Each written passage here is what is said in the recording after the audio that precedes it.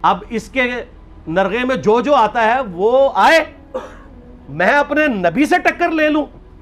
آپ لوگوں کے منہ کا خیال رکھتے ہوئے کہ میں نبی علیہ السلام کو کہوں کہ آپ نے کیوں ایسی بات کر دی کہ مولا علی کے مخالفین کو آپ نے دوزخ کی طرف بلانے والی جماعت کہہ دیا؟ تو لیں آپ ٹکر، جائیں سیدھا دوزخ میں، اور تھوڑی جرت کریں، آپ یہ کہا کریں کہ اے اللہ، اپنے لیے کہا کریں کہ اللہ تعالیٰ آپ کا حشر یزید اور یزید کے آباء و اجداد کے ساتھ کرے اور اس کی اولاد کے ساتھ۔ ہم کہتے ہیں کہ اللہ تعالیٰ ہمارا حشر جو ہے وہ مولا حسن حسین، مولا علی علیہ السلام اجمعین اور اہل بیت کے ساتھ کرے، آمین۔ دیکھیں جی، محرم کا جو مہینہ ہے یہ ہجری کیلنڈر کا پہلا مہینہ ہے۔ اس پہ امت کا اجماع ہے کہ سیدنا عمر فاروق رضی اللہ تعالیٰ عنہ علیہ السلام کے دور خلافت کے اندر سیدنا علی ابن ابی طالب کے مشورے سے ہجرت کو بینچ مارک مقرر کیا گیا، کیونکہ ہجرت کے بعد ہی نبی علیہ السلام کو غلبہ نصیب ہوا۔ ہجرت مدینہ سے پہلے صرف 125 بندے مسلمان تھے 13 سالہ مکی دور میں، اور ہجرت مدینہ کے بعد کے اگلے 13 سال کے اندر رومن اور پرشین امپائرز بھی گر چکی ہوئی تھی آلموسٹ، الحمدللہ۔ تو یہ بینچ مارک تھا، 125 بندے مسلمان ہیں ہجرت مدینہ کے وقت۔ 2 ہجری میں غزوہ بدر ہوتی ہے، 3 ہجری میں غزوہ احد ہوتی ہے، 5 ہجری میں غزوہ خندق، 6 ہجری کے اندر صلح حدیبیہ، 7 ہجری میں غزوہ خیبر، 8 ہجری میں فتح مکہ، اور 8 ہجری میں ہی غزوہ حنین مشرکین عرب کے خلاف آخری جنگ ہوتی ہے۔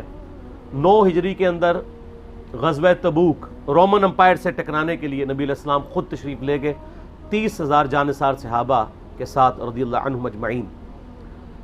لیکن رومن امپائر کا جو ہیڈ تھا کیسر روم، وہ دہشت کھا کے بھاگ گیا۔ نبی علیہ السلام آلموسٹ وہاں پہ 40 دن تک رہے، تمام قبائل سے آپ نے معاہدے کیے کہ یا نیوٹرل رہو گے یا ہمارا ساتھ دو گے۔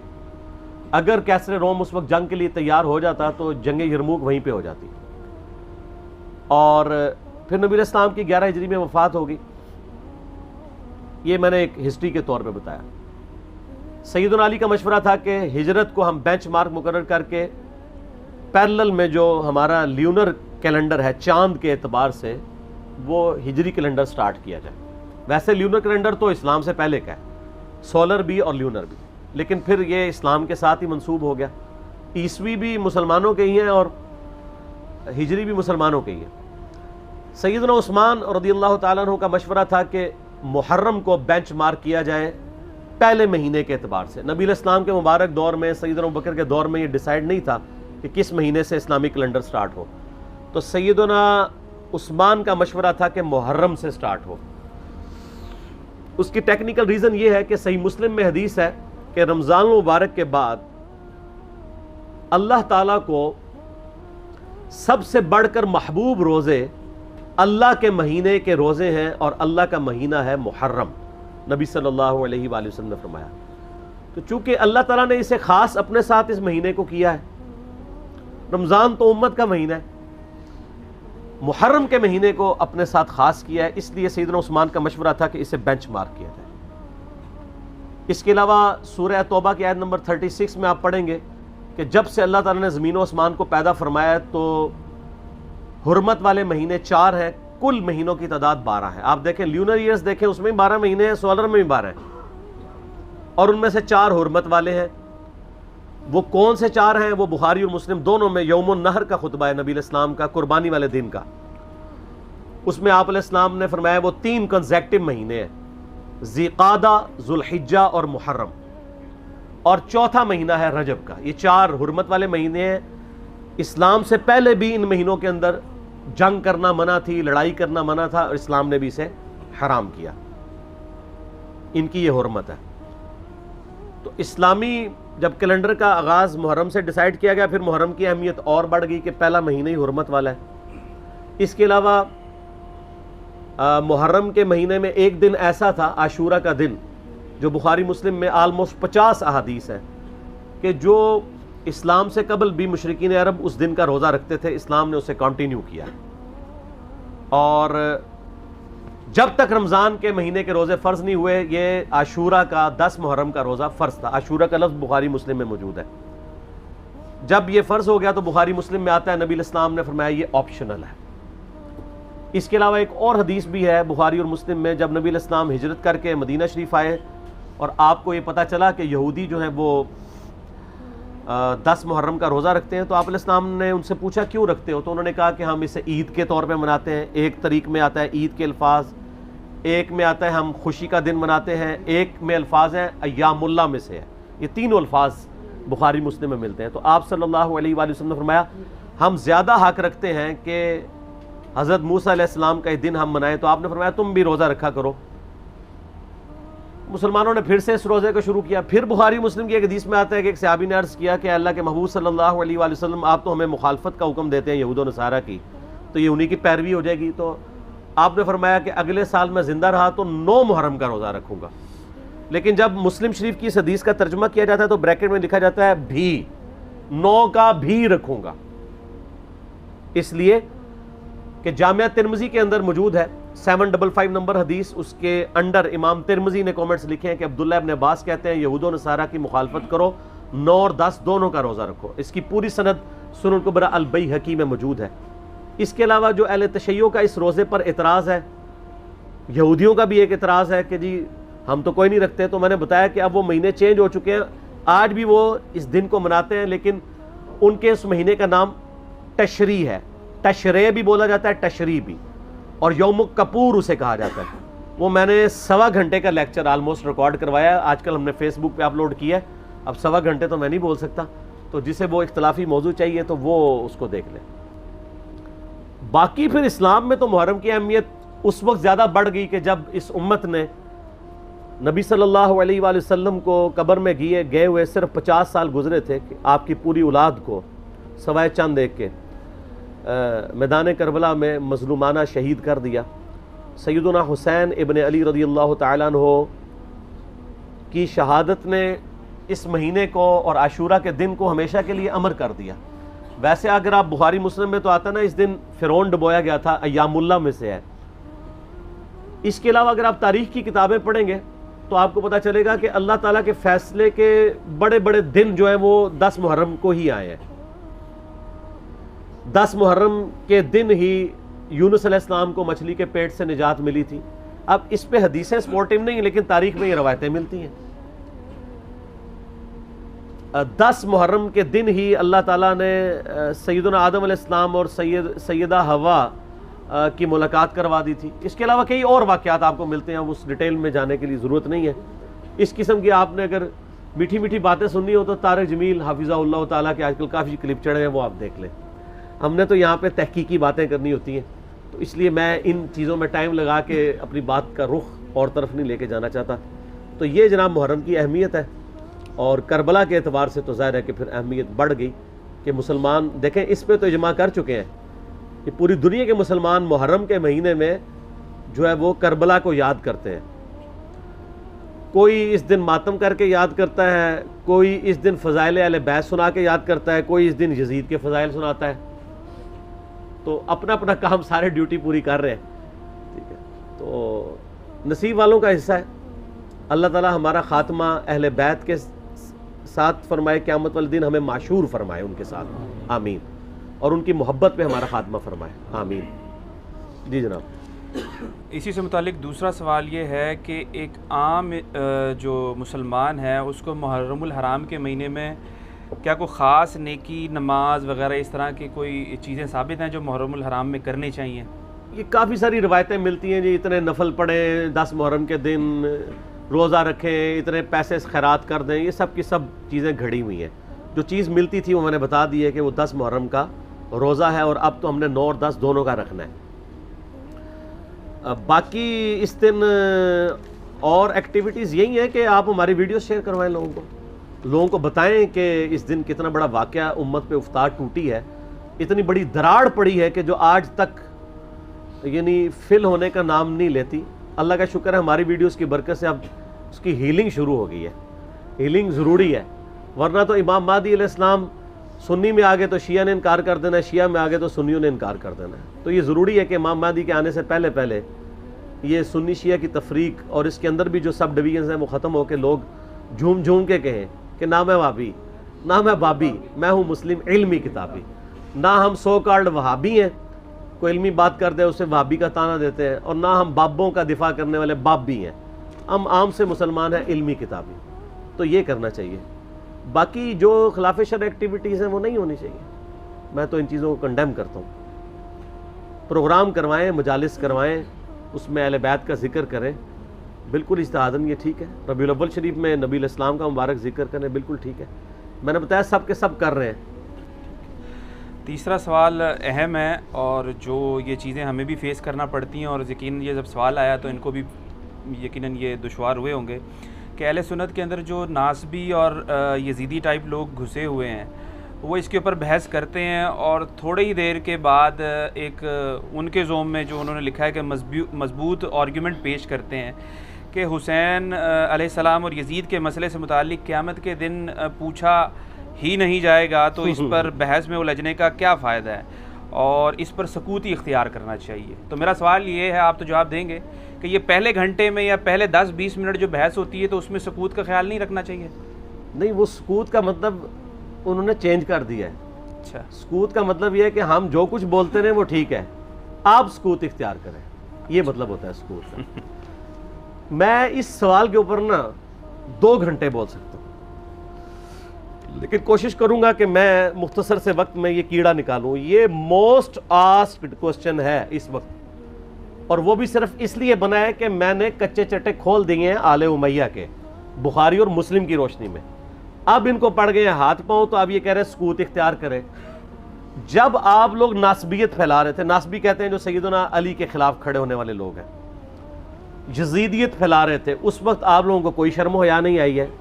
اس وقت اگر آپ کو کہتے بھی تھے سکوت اختیار کریں تو آپ کہتے تھے نہیں جی نہیں، یہ بڑا ضروری ہے، یہ آج کل بدعت پھیلی ہیں، ہم نے اس پہ بولنا ہے، یہ کرنا ہے.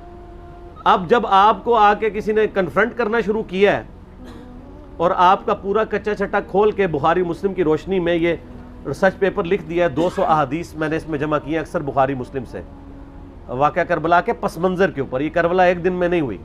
اب ان کو پڑ گئے ہاتھ پاؤں اور یہ کہہ رہے ہیں وہ جی ایسی باتیں نہیں کرنی چاہیے. پہلے میں تو الزامی جواب اس کا دیتا ہوں، الزامی جواب پھکی والا، اینٹی وینم، لاجیکل آنسر اس لیے ضروری ہوتا ہے تاکہ دماغ میں ڈرل ہو، کوئی بات اندر داخل ہو.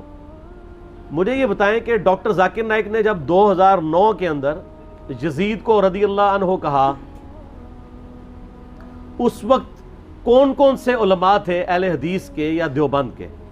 بریلویوں کو بھی تھے لیکن وہ بھی اپنی حاضری لگا رہے تھے، ان کو چھوڑ دیں. شیعہ نے تو بولنا ہی تھا کہ جنہوں نے فرنٹ سے لیڈ کر کے ڈاکٹر ذاکر نائک کو یہ کہا ہو کہ آپ سکوت اختیار کر لیں، کسی نے بھی نہیں کیا، مزہ لے رہے تھے اس کا. ڈاکٹر ذاکر نائک نے جب 2009 میں یہ فتنہ اٹھایا، میں ان کی بڑا احترام کرتا ہوں، آپ کو پتا ہے میں ان کو پروموٹ بھی کرتا ہوں، علمی اختلاف اپنی جگہ. میں نے جب اس کو کنفرنٹ کیا، اس کو علمی دلائل کے ساتھ جواب دیا، تو یہ سارے ہمارے پیچھے پڑ گئے. یعنی آپ ہمارے سروں پہ جوتیاں بھی مارتے ہیں اور ہمارے رونے پہ بھی بندی لگاتے ہیں. اس کو کوئی نہیں کچھ کہہ رہا. جب ہم نے جواب دیا تو سارے ہمیں کہنے لگے جی آپ سکوت اختیار کر لیں. ڈاکٹر ذاکر نائک کو کسی نے کہا سکوت اختیار کریں؟ اب آج کے بعد نہ کوئی ریکارڈ کرا دے، پچھلے 10 سالوں میں کوئی ویڈیو دکھائیں. 10 سالوں میں نہیں دکھائیں، شروع کے 2-3 سالوں میں، 2009 10 11 12 میں ڈاکٹر ذاکر نائک کا نام لے کے کسی نے کہا سکوت اختیار کریں. تو وہ تو سکوت کا مطلب یہ کہتے ہیں کہ آل امیہ کو آپ ننگا نہ کریں، اہل بیت کی آپ جتنی مرضی گستاخیاں کر لیں، ان کے دشمنوں کو جتنا مرضی بڑھا چڑھا کے بیان کریں، اس پہ یہ راضی رہتے ہیں. تو ان کو تو سکوت نہیں کرواتے، ان کو تو حافظہ اللہ کہتے ہیں، ان کو تو دامت برکاتم عالیہ کہتے ہیں، اور جو جواب دے رہا ہے احادیث کی روشنی میں اس کو کہتے ہیں آپ سکوت اختیار کریں. تو بخاری مسلم کو ہم پھر بند کر دیں؟ میں نے تو اپنی کو بات ہی نہیں کی ہے، میں تو صحیح الاسناد حدیث سے بیان کرتا ہوں. اور دوسرا صرف اس معاملے میں کیوں سکوت اختیار کریں؟ وہ کہتے ہیں نہیں اس لیے دیکھیں جی کربلا ہو چکی، کام ختم ہو گیا، اثرات تو آج تک ہے. وہ تو پھر غزوہ بدر بھی ہو چکی ہوئی ہے، تو رمضان شریف میں آپ غزوہ بدر کے اوپر کیوں جمعے پڑھاتے ہیں؟ ختم کریں، غزوہ احد پہ ختم کریں، میلاد کے بھی سب کچھ پروگرام ختم کریں. نبی علیہ السلام پیدا ہوئے تھے، فوت ہو چکے، جنتوں میں زندہ ہیں، لیکن اب دنیا میں تو نہیں ہے. ان چیزوں کو یاد کیوں رکھا جاتا ہے؟ زندہ قومیں اپنے ماضی کے واقعات کو یاد رکھتی ہیں. پھر پورے کا پورا قرآن انسانی تاریخ کے کتنے بڑے بڑے واقعات بتاتا ہے جو ختم ہو چکے ہیں. برادران یوسف فوت ہو چکے ہیں، لیکن آج تک قرآن میں عبرت کے لیے انہوں نے جو کچھ اپنے بھائی کے ساتھ کیا. اور برادران یوسف وہ صحابی ہیں جن کا باپ بھی پیغمبر ہے، بھائی بھی پیغمبر ہے، ڈبل صحابی ہیں، لیکن آج بھی ان کی مثال دی جاتی ہے. تو کوئی اسے کوئی یہ نہیں سمجھتا کہ گستاخی ہو گئی ہے. پھر الٹیمیٹلی آ کے تو وہ سورہ بقرہ کی آیات پیش کرتے ہیں، تلک امۃ قد خلت لہا ما کسبت ولکم ما کسبتم. اور ظالموں اس آیت کا ترجمہ ہی تم لوگوں نے بدل دیا. یہ تو کانٹیکسٹ سٹارٹ ہو رہا ہے کہ یہودی کہتے تھے ہم ابراہیمی ہیں، ہمیں ابراہیم کی نسبت کام آ جائے گی. تو اللہ نے فرمایا تلک امۃ قد خلت، وہ بڑی نیک امت تھی، وہ تو جا چکی ہے. لہا ما کسبت ولکم ما کسبتم، ان کے لیے ان کے نیک اعمال ہیں اور تمہارے لیے تمہارے نیک اعمال ہیں. لہا ما کسبت ہے، علیہا کے ساتھ نہیں ہے. علیہا ہو تو ان کی گناہ کا وبال ان پہ، تمہارے گناہ کا وبال تم پہ. ان نیکیوں کے لیے بات ہو رہی ہے کہ کسی پرانے بزرگوں کی نیکیاں تمہارے کام نہیں آئیں گی. یہ نہیں بات ہو رہی کہ پرانے بزرگ اپنی برائیاں ساتھ لے گئے اور تم بھی اپنی برائیاں ان کو چھوڑو، ان کو ڈسکس ہی نہ کرو. یہ قرآن بات کیسے کر سکتا ہے؟ قرآن تو خود پرانوں کی غلطیوں کو ڈسکس کرتا ہے عبرت کے لیے. تو ترجمہ ہی بدل دیا. یہ یہودیوں کو ٹانٹ کیا گیا تھا کہ تم ابراہیمی ہونے کا دعویٰ کرتے ہو اور کہتے ہو ابراہیم کی نسبت ہمیں کام آئے گی، ان کے نیک مال تو وہ ان کے نیک مال ان کے لیے تھے. ہم ویسے کر رہے یہی ہیں، یا اللہ جو کچھ بھی ہے تیرے محبوب کی امت سے ہے. اس کے لیے اس کو کنڈیم کرنے کے لیے تھا.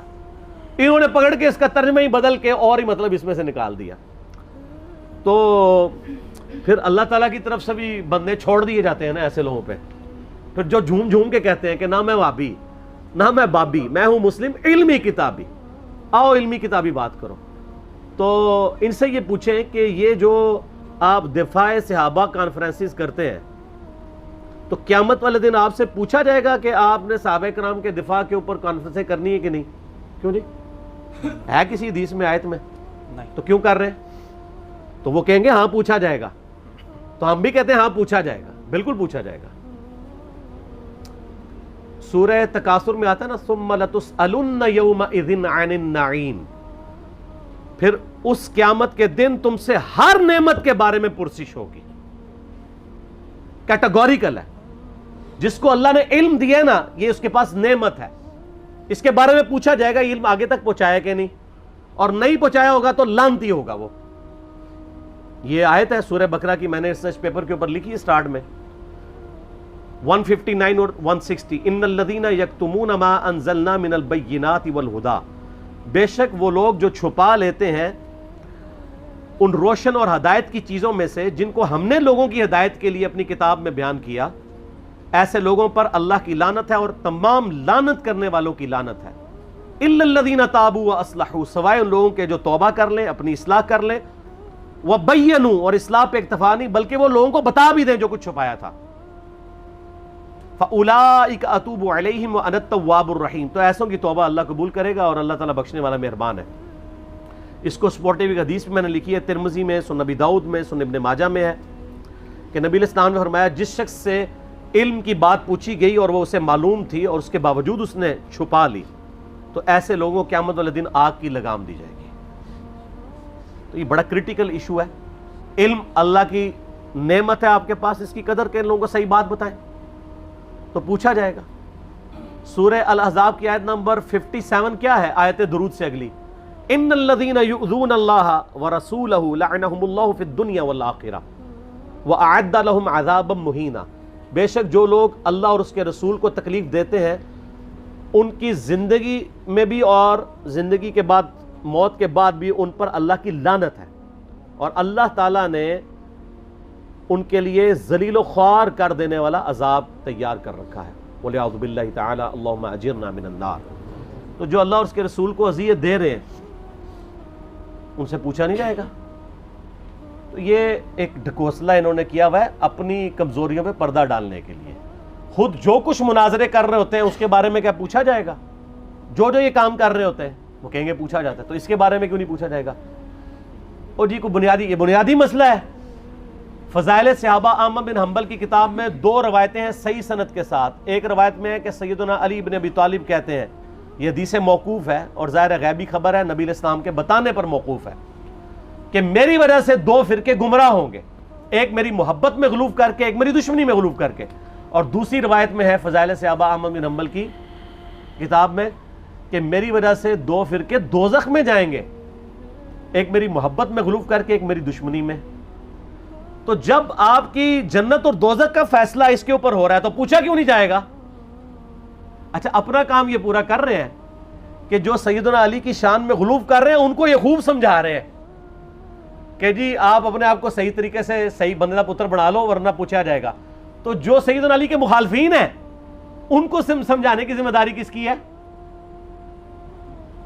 ان کو کون سمجھائے گا؟ وہ سر اس پلیٹ فارم سے سمجھایا جا رہا ہے، دونوں کو سمجھایا جا رہا ہے اللہ کے فضل سے۔ تو جنت و دوزخ کا تو فیصلہ ہونا ہے۔ پھر جو صحیح مسلم کی حدیث ہے 240 انٹرنیشنل نمبر کے مطابق، علی سے محبت نہیں رکھے گا مگر مؤمن، علی سے بغض نہیں رکھے گا مگر منافق۔ تو آپ کے ایمان کا لٹمس ٹیسٹ ہی جو ہے وہ محبت علی ہے، تو جنت اور دوزخ کا فیصلہ اس کے اوپر نہیں ہونا۔ پھر غدیر خون کی حدیث جو صحیح مسلم میں 6225 سے 6228 تک ہے، آپ علیہ السلام کا آخری خطبوں میں سے ایک خطبہ ہے وفات سے 2.5 مہینے پہلے خم نامی گاؤں میں۔ اس میں کیا الفاظ ہیں؟ اے لوگو آگاہ ہو جاؤ، میں بھی ایک انسان ہوں، قریب ہے کہ اللہ کا قاصد یعنی موت کا فرشتہ میرے پاس آئے اور میں اس کی دعوت قبول کر لوں۔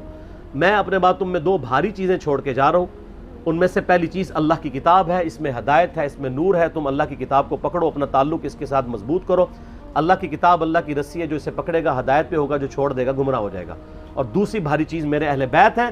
پھر 3 دفعہ آپ علیہ السلام نے فرمایا میں اپنے اہل بیت کے معاملے میں تمہیں اللہ کا خوف دلاتا ہوں، میں اپنے اہل بیت کے معاملے میں تمہیں اللہ کا خوف دلاتا ہوں، میں اپنے اہل بیت کے معاملے میں تمہیں اللہ کا خوف دلاتا ہوں۔ جب نبی علیہ السلام آپ کو ڈرا رہے ہیں، وہاں تو کسی نے کہا یا رسول اللہ اہل بیت کے بارے میں پوچھا جائے گا؟ پھر المستدرک الحاکم میں صحیح سند کے ساتھ حدیث ہے انٹرنیشنل نمبر کے مطابق 4712 کہ نبی علیہ السلام نے فرمایا اگر کوئی شخص پوری زندگی حجر اسود اور مقام ابراہیم کے درمیان نمازیں پڑھتا رہے اور روزے رکھتا رہے اور قیامت والے دن اللہ سے اس حال میں ملاقات کرے کہ ہم اہل بیت کا بغض اس کے دل میں ہوا، تو اللہ اسے ضرور دوزخ میں داخل کرے گا۔ اگر اہل بیت کا بغض نمازوں کے باوجود، اور عام نمازیں نہیں، حجر اسود اور مقام ابراہیم کے درمیان اور روزے رکھنے کے باوجود آپ کو دوزخ میں لے جا سکتا ہے، تو کیوں نہیں پوچھا جائے گا؟ ایک کہانیاں بند کرو۔ اصل میں ان بیچاروں کا بھی قصور نہیں، ان کے بڑے بزرگ بھی ان کو کہانیاں کراتے رہے، انہوں نے وہی کہانیاں سن کے تو آگے بیان کی۔ ان کو کیا پتا تھا کہ آگے تو مسئلہ کھڑا ہو جائے گا، آگے تو ہر جگہ ہی آواز آ رہی ہے کہ نہ میں وہابی، نہ میں بابی، میں ہوں مسلم علمی کتابی۔ ان کے تو گاٹے فٹ ہوگی یہ چیز۔ تو یہ اتنی ساری آیات اور احادیث اس بات کا ثبوت ہے کہ یہ سچائی ہے، اور یہ سکوت کا صرف آپ کو کہتے ہیں، جو بکواسات کر رہے ہوتے ہیں ان کو نہیں کہتے۔ مودودی صاحب کے پیچھے پنجے جھاڑ کے پیچھے پڑ گئے، جی مودودی صاحب نے خلافت و ملوکیت لکھ کے مصیبت کھڑی کی۔ اور بھائی جو آپ کے روحانی ابا جی محمود احمد عباسی صاحب منکرین حدیث میں سے تھے، جنہوں نے خلافت معاویہ اور یزید کتاب لکھ کے سیدنا علی کی گستاخیاں کی، حسین ابن علی کی گستاخیاں کی علیہم السلام، اس کے جواب میں خلافت و ملوکیت آئی ہے۔ کہتے نہیں ایویں لکھ دی، ایویں نہیں لکھی، جواب میں لکھی ہے۔ اور پھر سعودیہ کی فنڈنگ کے بعد یہاں پہ لوگوں نے جب حسین ابن علی کو نیچے کرنا شروع کیا اور یزید کو اوپر اور یزیدی پارٹی کو اوپر کرنا شروع کیا، تو پھر 5B آ گیا۔ آپ دیکھیں کبھی بھی انیشیٹو اہل بیت کے چاہنے والوں کی طرف سے نہیں لیا جاتا، یہ تو ہم جواب والی سائڈ پہ بیٹھے ہوتے ہیں، ہمیشہ یہ پنگا لیتے ہیں، ہم جواب دیتے ہیں، جب جواب دیتے ہیں ان کی ہوتی ہے ٹھکائی، پھر یہ کہتے ہیں سکوت اختیار کر لیں۔ سمجھ آ گئی آپ کو پوری گیم؟ یہ سکوت کا بات یہ کرتے ہی اس لیے ہیں کہ ان کی ہوتی ہے ٹھکائی، ان کو تو یہ حدیثیں ہضم نہیں ہوتی ہیں، اب یہ اپنے عوام کو منہ نہیں دکھا سکتے، پھر ان کو بڑی مصیبت کھڑی ہو جاتی ہے کہ اب کیا کریں، کس طریقے سے اب قابو کریں، تو آخری حل یہ ہے سکوت اختیار کر لیں۔ سکوت آپ لوگوں نے تو کوئی نہیں اختیار کیا ہوا، آپ کے سامنے جب صحابہ کرام کی توہین ہوتی ہے تو آپ کیوں شیعہ کو سمجھاتے ہیں؟ سکوت اختیار کریں نا، کون سا آپ سے قیامت دن پوچھا جائے گا؟ یہ میں الزامی طور پہ بات کر رہا ہوں۔ اور آپ کے بڑے بزرگ سیدنا علی اور حسین ابن علی کی گستاخیاں کریں، ان سے اپنے بغض کا اظہار کریں، جب ہم ان کو سمجھائیں تو ہمیں کہتے ہیں آپ سکوت اختیار کریں۔ تو سر یہ 2 نمبر پالیسی چھوڑ دیں۔ میں نے پہلے بھی ان کو کہا ہے کہ لوگ گھاس کھانا چھوڑ چکے ہیں، پہلے لوگوں کو آپ نے بے زبان بھیڑے بنایا ہوا تھا، اب لوگوں کے ہاتھ میں قرآن و حدیث آ گیا، اور اس ریسرچ پیپر کے بعد تو یقین کریں ان کے پلے کوئی شے نہیں رہی ہے۔ یہ ریسرچ پیپر آپ ضرور منگوا کے پڑھیں، ایکسٹرا آرڈنری ریسرچ پیپر ہے، انشاءاللہ آپ کو معاملات کلیئر ہو جائیں گے انشاءاللہ تعالی. ٹھیک ہو گیا؟ اس کے ضمن میں بس ایک چھوٹی سی بات یہ ہے کہ آج کا دور آپ کو پتہ ہے میڈیا، اخبارات اور ریڈیو کا دور ہے. اگر آپ سے کہا جائے کہ کسی ایک واقعے سے متعلق، کیونکہ آپ اس کے بارے میں ایک کلیئر سٹینڈ رکھتے ہیں، تو اگر کسی واقعے کے متعلق آپ سے یہ پوچھا جائے کہ آپ اس کو فلاں واقعہ یہ ہوا آپ نے سنا، اور آپ سے پوچھا جائے کہ آپ فلاں شخص کو قاتل گرداننے کے لیے تیار ہیں، جبکہ یہ واقعہ کربلا 1400 سال پہلے ہوئی ہے، تاریخ بھی غلط ملت ہے، مکس ہے، سچ ہے، جھوٹ ہے، اس کے باوجود آپ کوئی کلیئر کٹ سٹینڈ اور حتمی رائے لے سکتے ہیں کہ فلاں شخص مجرم تھا؟ مجرم کا مسئلہ ہی نہیں ہے یہ. دیکھیں بڑا انہوں نے رخ بدل دیا ہے. ہم تو مجرموں کو اسپیسیفائی اس طریقے سے کرنا ہی نہیں چاہتے، اس سے تو غرض ہی نہیں ہے. ہم تو اس واقعے کے پس منظر، اس کے ایفیکٹس کو ڈسکس کریں. مثال کے طور پہ آپ اسے سمجھیں کہ مسلمان 10 ذوالحجہ کو سنت ابراہیمی پوری کرتے ہیں، تو کیا ہم 10 ذوالحجہ کے کانٹیکسٹ میں یہ ڈسکس کرتے ہیں کہ جو مینڈا قربان کیا تھا ابراہیم علیہ السلام نے وہ کتنے کلو کا تھا، یا اس کے سینگ کتنے تھے، ان کا کلر کیا تھا، یا جب انہوں نے ذبح کیا تھا تو اس کے کتنے حصے کیے تھے، کتنی بوٹیاں بنائی تھیں، اس کو بھون کے کھایا تھا یا سٹیم روسٹ کیا تھا، یہ ڈسکس کرتے ہیں.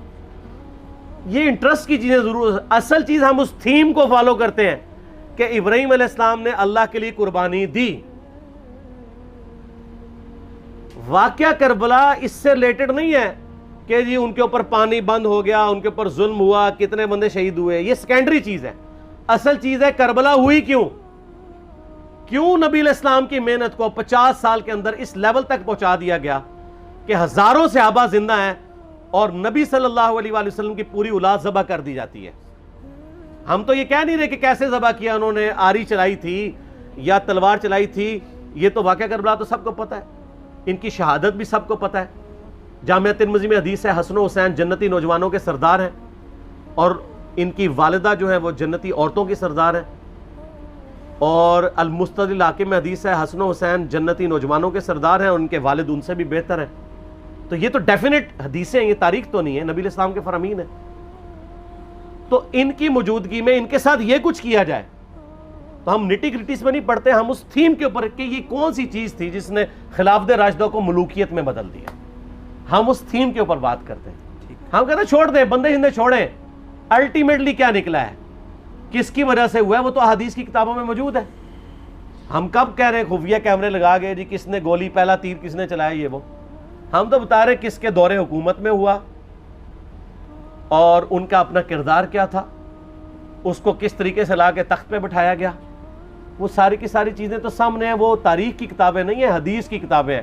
اگر آپ کہتے ہیں کہ بخاری مسلم سے ہم نے صرف رفع الیدین کی حدیثیں لینی ہیں یا ایمانیات کی حدیثیں لینی ہے اور باقی جو بخاری اور مسلم میں آل امیہ کی بدماشیوں کو ننگا کیا گیا ہے وہ ہم نے نہیں لینی ہے، تو سر پھر آپ اپنے آپ کو کلیئر کٹ، پھر ہم آپ سے واقعہ کربلا نہیں ڈسکس کریں گے، حجیت حدیث میں بات کریں گے. آپ کو اپنے آپ کو منکرین حدیث کہنا پڑے گا. یہ آپ اسکروٹنگ کیسے کریں گے؟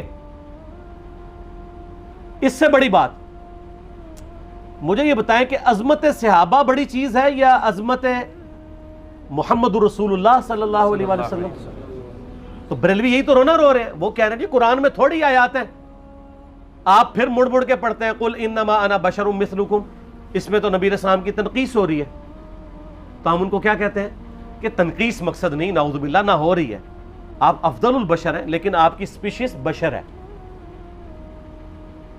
یہ ہم اپنا عقیدہ سمجھتے ہیں، وہ اس کو تنقیص شمار کرتے ہیں. تو پھر اس وقت آپ بھی بریلویوں کی بات مان کے تو یہ آیات پڑھنا چھوڑ دیا کریں نا.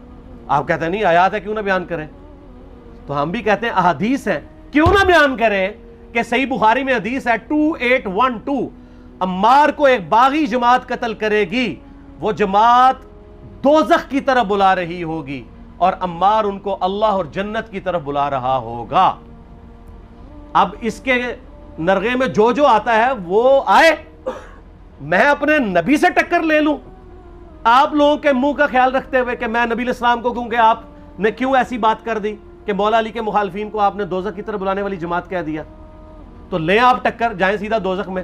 اور تھوڑی جرت کریں، آپ یہ کہا کریں کہ اے اللہ، اپنے لیے کہا کریں کہ اللہ تعالیٰ آپ کا حشر یزید اور یزید کے آباء و اجداد کے ساتھ کرے اور اس کی اولاد کے ساتھ. ہم کہتے ہیں کہ اللہ تعالیٰ ہمارا حشر جو ہے وہ مولا حسن حسین، مولا علی علیہ السلام اجمعین اور اہل بیت کے ساتھ کرے. آمین.